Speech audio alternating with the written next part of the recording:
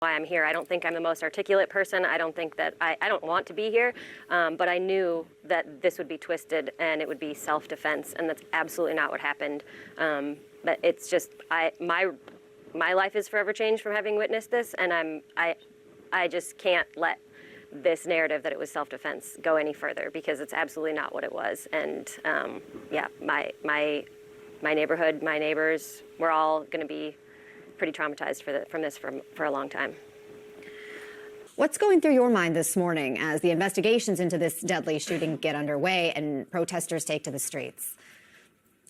Yeah, I think, of course, there's just a widespread and collective sense of despair and grief over what was avoidable, which was the shooting and killing, and very blatant shooting and killing of a 37-year-old mother by the name of Renee Good, who simply was making sure that her child made it safely to school, but also have shared in this collective labor of caring for our neighbors, especially our immigrant neighbors who are being targeted by federal ICE agents, and making sure that other children made it to school as well, and in that process lost her life at the hands of a federal ICE agent. And that should not be the norm that we are setting, where civilians can be shot and killed by federal ICE agents who feel as if they can then do so without impunity.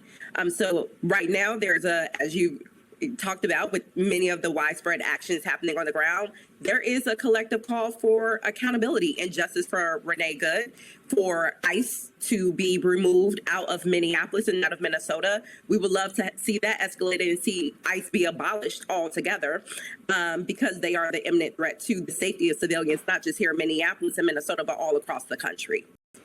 Federal ICE agents essentially swarm our communities, and that has meant many, if not thousands, of our residents haven't been able to go to work. They haven't been able to transport their children to schools safely without the threat of being kidnapped or now even killed. That means residents haven't been able to go to their places of worship. Business owners have not been able to receive customers, and we've seen lots of businesses every single day having to close their doors. We have seen ICE presence in our city interrupt and destabilize day-to-day living, and that escalated to what we saw happen yesterday morning with the shooting and killing of Renee Good, who was doing what a lot of our residents are doing now, which is caring for one another. They're helping with grocery runs. They're making sure if families can't leave their homes, okay, we have residents here who can escort their children to school so that you don't get picked up and kidnapped and disappeared by a mass ICE agent. So that is what Renee Good was doing, as thousands of neighbors have been doing for the past 6 weeks, caring for one another in the absence of leadership by our Trump administration to truly protect residents, as opposed to waging a cruelty campaign against them through ICE agents and their terrorist attacks right now in our communities. Now, when you watch the video, you can see for yourself what actually unfolded. So whether the ICE agent had any reason to consider the individual in a car a, quote, violent rioter is not supported by what little we see here. And then you can see the agent firing the shot is over to the left. That's not to minimize the fact that these situations can escalate and the agents could have faced some sort of threat.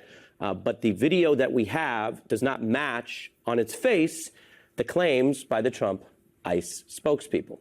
Mayor Frey and Minneapolis Police Chief Brian O'Hara were also quite clear on the facts in rejecting the ICE claim today.